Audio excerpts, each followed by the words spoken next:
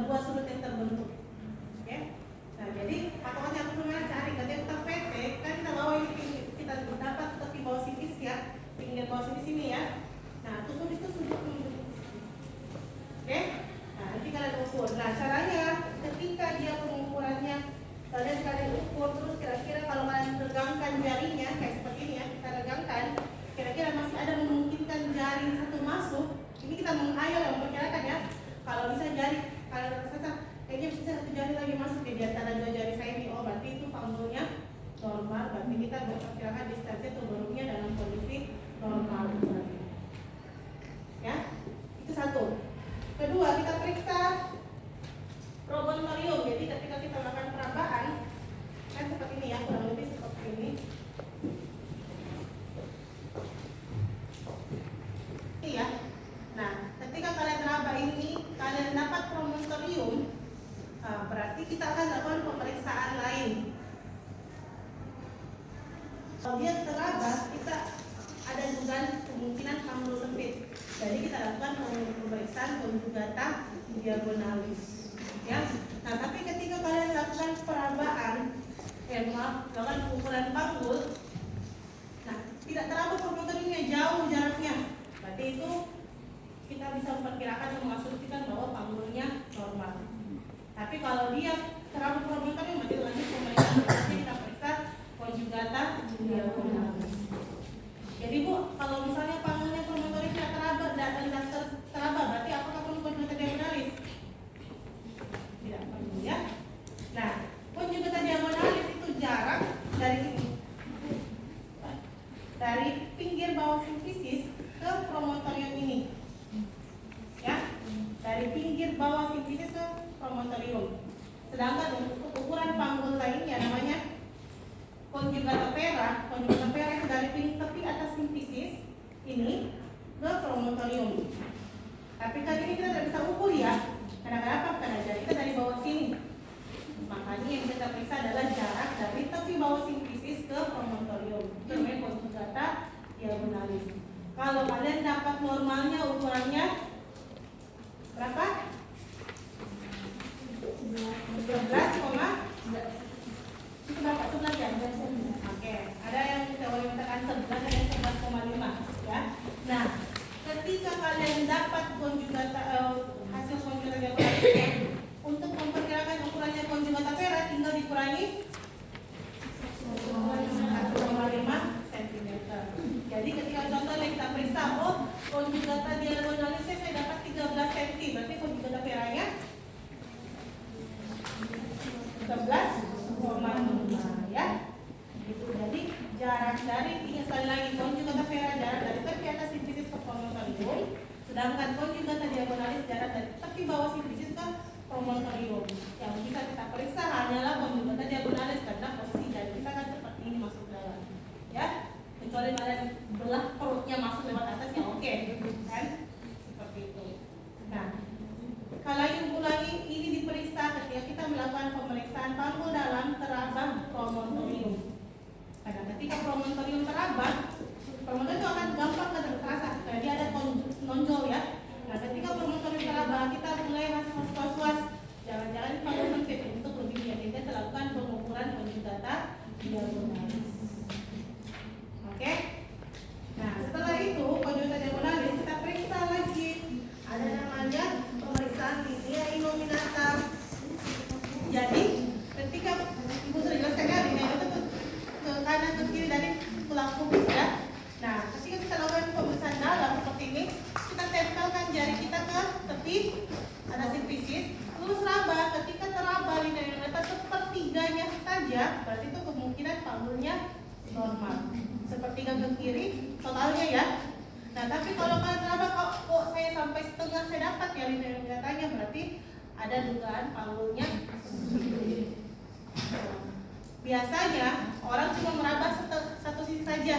Contoh, kita raba ini, kita raba ke sisi kiri saja. Kenapa dari raba sisi kanan? Karena dengan asumsi bahwa itu simetris. Nah, kecuali untuk kondisi-kondisi tertentu. Satu, kalau kakinya asimetris. Kakinya ininya asimetris dalam artian tidak sama panjang ya, yang bisa mengurangi pincang kalau jalan ya. Tuh. Kedua, kalau dia ada kita belajar waktu SD, SMP, SMA ada yang kelainan anak-anak kalau berdiri tulangnya membentuk O atau X, itu salah satunya ya. Nah, terus ada yang ketiga namanya osteomalacia. Ini kalau jenis penyakit yang terjadi dengan yang kelihatan itu ketika tanda gejala kelihatan itu dia tulangnya melunak. Biasanya terjadi karena akibat kekurangan vitamin D. Nah, kalau ada 3 kondisi tersebut, berarti kita harus mengukur kanan kirinya. Tapi kalau insya Allah dalam kondisi normal, berarti cukup asumsi saja dengan asumsi bahwa itu akan simetris kiri dan kanan. Jadi ketika kalian periksa, oh ke kiri dapat 1/3, berarti besar peluang ke kanan juga 1/3 berarti yang kalian dapat. Oke? Nah, terus setelah itu kita periksa ligamentum sacrospinosumnya. Nah, ini bisa ini.